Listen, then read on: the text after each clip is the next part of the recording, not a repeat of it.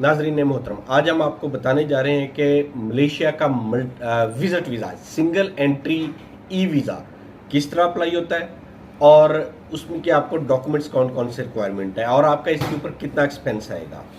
तो सबसे पहले बात करते हैं, आपको अपना ओरिजिनल पासपोर्ट चाहिए होगा स्कैनिंग फॉर्म में, जेपीजी फॉर्म में। उसके साथ आपको अपना CNIC front back PDF form में चाहिए होगा, पिक्चर्स वाइट बैकग्राउंड HD।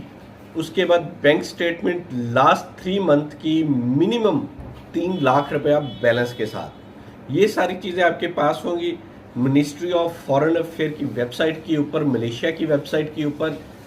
आप ये डॉक्यूमेंट्स और एप्लीकेशन अपनी पर्सनल डाटा के साथ अपलोड करेंगे। ऑनलाइन चार्जेस आपके डिडक्ट होंगे तकरीबन 15,000 प्लस माइनस। आप ये किसी ट्रैवल एजेंट से भी करवा सकते हैं, वो भी आपसे 15,000 के प्लस माइनस आपसे पैसे लेगा।